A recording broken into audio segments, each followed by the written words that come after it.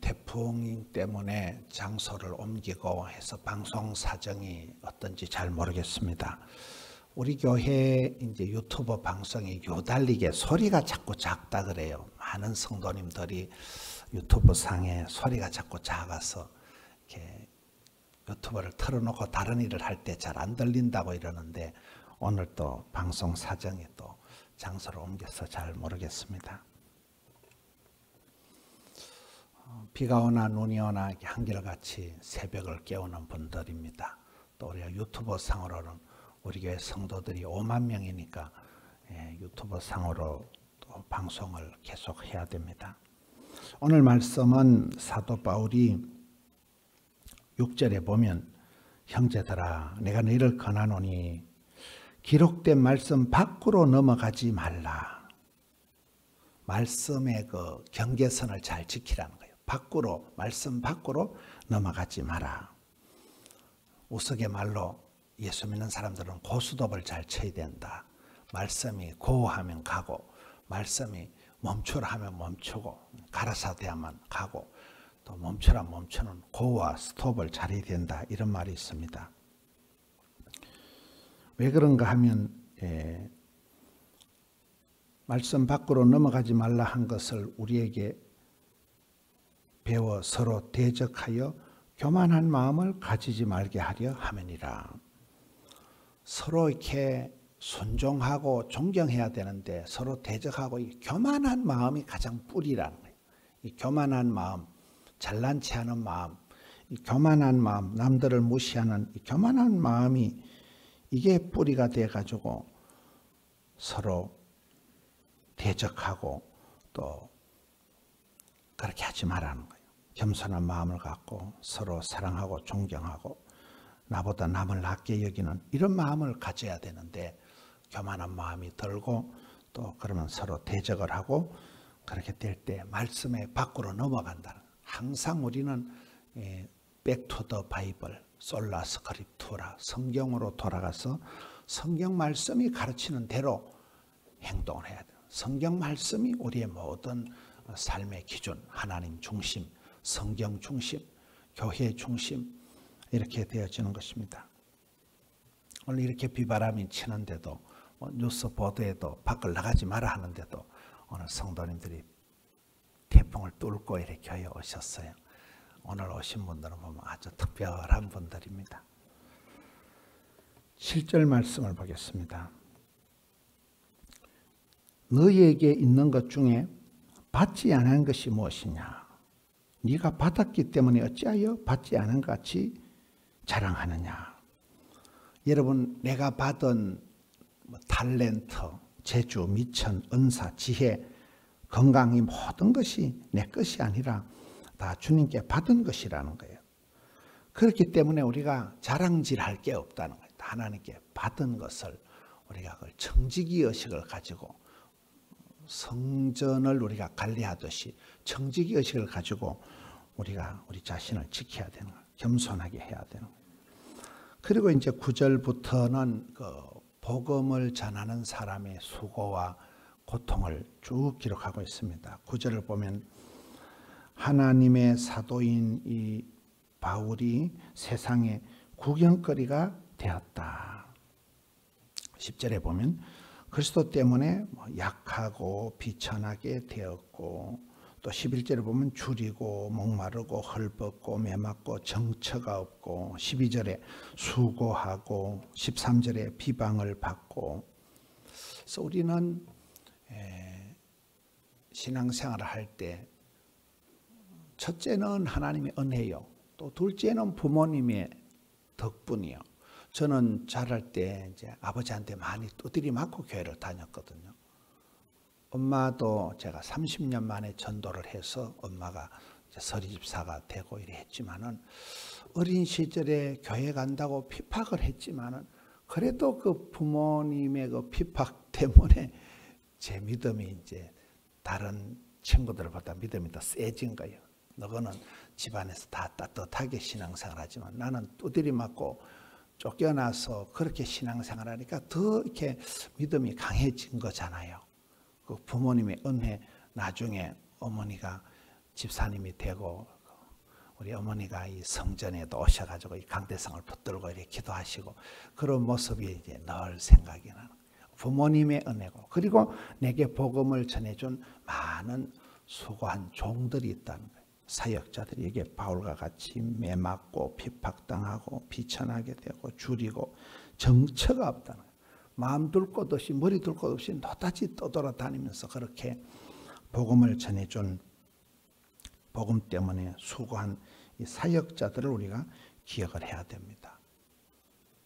오늘 또 어제 밤부터 우리 함영성전도 김영구 목사님하고 드림성전에도요 김동배 목사님 또 김정주 사무장하고 밤새도록 당직을 밤새도록 비상대기를 하고 지금도 계속 시간대별로 이렇게 체크를 하고 그런 참 수고하는 종들이 있는 거예요.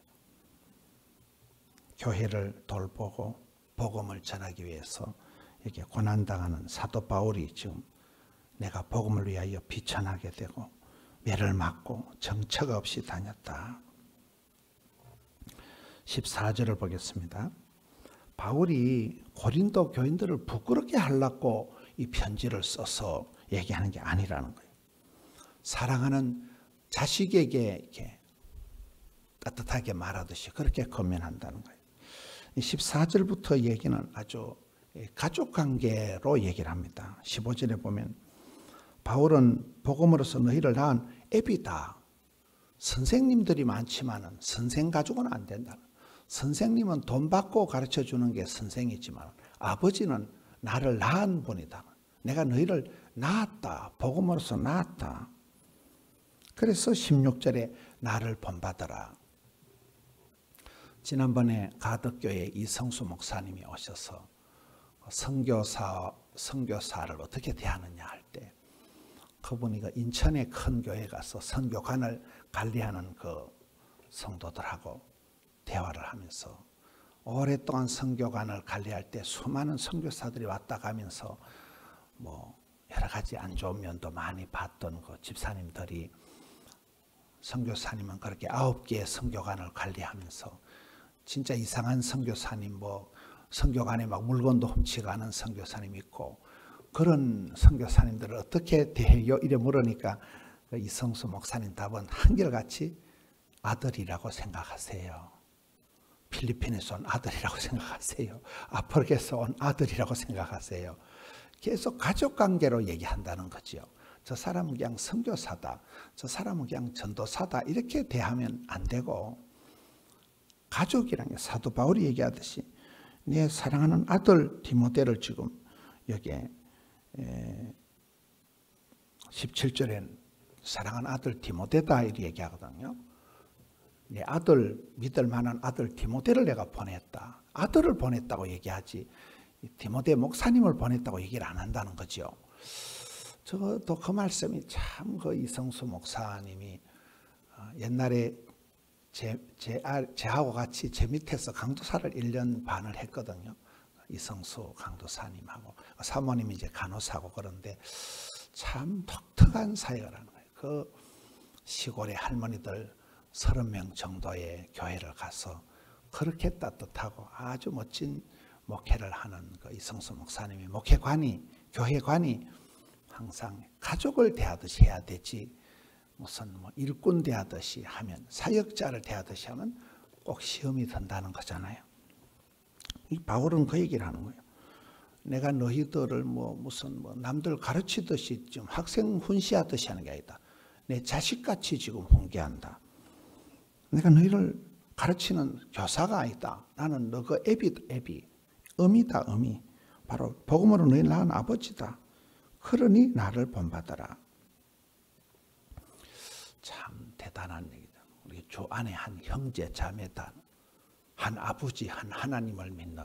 고린도전서 1장에도 보면 같은 말을 하고 같은 마음을 가지고 같은 뜻을 가지고 같은 한 아버지, 한 하나님, 한 성령님을 모시는 우리는 언약의 공동체라는 한 식구라는 거예요. 20절에 보면 하나님 나라는 말에 있지 아니하다. 이 시대도 이 거짓 교사들이 자꾸 이상한 말로 가지고 교인들을 말로 가지고 잘못 가르치니까 하나님 나라는 거짓 교사들처럼 화려한 말이 있는 것이 아니고 능력이 있다는 이 말은 그리스도 때문에 고난받는 그 능력을 말하는 것입니다. 내게 능력 주시는 자 안에서 내가 모든 것을 할 수 있다는 그 빌사일삼 빌립보 4장 13절 말씀도 내가 막 이것저것 다 해먹을 수 있는 그 능력을 말하는 게 아니에요. 내가 그리스도 때문에 고난을 당하면서도 그걸 감사할 수 있는 그걸 능력이라고 하는 거예요. 바울의 능력은 고난당할 수 있는 능력. 그래서 오늘 이 말씀이 전체적으로 말씀 밖으로 넘어가지 마라. 항상 아침마다 말씀을 묵상하고 오늘 내게 주신 말씀을 내가 적용을 해야 돼. 오늘 내가 적용할 수 있는 게 뭐냐. 내가 교만한 마음을 가지고 오버하지 마라. 선을 넘지 마라. 말씀의 밖으로 넘어가지 말고 말씀이 가라사대한 데까지 가고 말씀이 멈추라는 데 멈추라. 내가 다 하나님께 건강도 시간도 물질도 다 받은 것밖에 없는데 자랑질할 거 없다는 거예요. 하나님 주신 자도 하나님, 취하신 자도 하나님이기 때문에 겸손하게 잘 감당을 해라. 내게 복음을 전해주기 위해서 사도 바울과 같이 이렇게 오만 때만 고생을 한 사람들이 많다는 거예요. 그걸 기억할 줄 알아야 되는 거예요. 하나님의 은혜, 부모님의 어떤 은혜, 또 내게 복음을 전해주기 위해서 고생한 믿음의 그런 지도자들을 어떤 제가 고신학과 대학 교목할 때 보니까 그 학생들이 그걸 적어놨더라고요. 내게 영향력을 미친 선한 영향을 미친 멘토라 할까요? 그런 복음을 전해준 분들 10명을 이름을 적어가지고 그걸 기도하더라고요. 그런 아이들이 우리 김시영 선교사님이 되고 그런 아이들이 제가 광주시 연합 집회를 갔더만 그게 광주시 장로회 연합회 회장이 돼가지고 대표기도 하는 게 유상한이가 그때 김시영 선교사와 같이 기찬방 기도와 찬양의 방을 썼던 학생들이 이제 자라서 장로가 되고 병원장이 되고 이제 다 그래 돼. 그 아이들이 그렇게 자랄 때부터 늘 큐티하고 애들이 늘 기도와 찬송을 불러서 자취방 이름을 기찬방이라고 만들고 그렇습니다. 이 사도 바울이 고린도 교인들을 내가 너희들을 부끄럽게 하려고 이러는 거 아니다. 너희 내 자식이다. 내 아들이다. 내 딸이다. 가족관계로 설명을 하면서 내가 너희를 낳았지 않냐. 나를 본받아라. 이렇게 하면서 애비가 자식에게 건면하듯이 그렇게 건면하는 하늘에 계신 아버지 하나님께서 이 태풍 가운데서도 성도들을 지켜주시고 교회를 붙드시고 오늘 이 비바람 가운데서도 주님의 품 안에서 또 하루를 안전하게 거하시는 우리 성도님들 되시기를 축원합니다. 하나님 아버지 감사합니다. 태풍이 불어오고 모든 것이 멈추어지고 힘들고 어려운 때입니다. 사랑하는 주의 자녀들을 눈동자같이 지켜주옵시고 오늘 교회 출입도 못하고 가정에서 또 영상으로 유튜브로 예배하는 주의 백성들 오 주여 은혜를 베풀어 주시옵소서. 사랑하는 성도님들 가정에서 일터에서 주여 은혜를 베풀어 주시옵소서. 자녀들입니다. 사도 바울이 디모데를 신실한 아들이다. 고린도 교회 교인들을 내가 너희들을 부끄럽게 하려고 한 것이 아니라 자식에게 훈계하듯이 아비로서 너희들에게 말한다. 내 자녀들아 나를 본받으라 한과 같이 아버지 하나님 저희들을 거느려 주시옵소서. 아버지 하나님의 뜻을 깨닫게 하여 주옵시고 이 어려운 가운데 더욱더 말씀으로 기도로 주님 앞에 나아가게 하여 주시옵소서. 말씀 밖으로 벗어나지 않게 하여 주시옵소서. 이 고통의 때에 코로나로 인하여 또 태풍으로 인하여 많은 어려움들이 있습니다. 이 땅을 불쌍히 여겨 주시옵소서. 나라와 민족을 위하여 구국기도하는 성도들의 간구를 기억하여 주옵시고 주여 우리에게 복음을 전하기 위하여 비바람을 뚫고 노력했던 앞선 믿음의 선진들을 기억하여 주시옵소서. 주님 오늘 또 감사를 드립니다. 폭풍을 뚫고 주전에 달려나온 사랑하는 성도님들 또 함영성전에 또 드림성전에 또 영상성전에 오 주여 은혜를 베풀어 주시옵소서. 어려운 가운데 더욱더 은혜 위에 은혜를 더하여 주시옵소서. 종일토록 품어주시옵소서. 눈동자같이 지켜주시옵소서. 주님 감사합니다. 오늘 또 저희들이 예배를 받아 주시옵소서. 정성을 받아 주시옵소서. 붙들어 주시옵소서. 감사와 존귀와 찬양을 올려드립니다. 우리 구주 예수님 이름으로 기도하옵나이다. 아멘.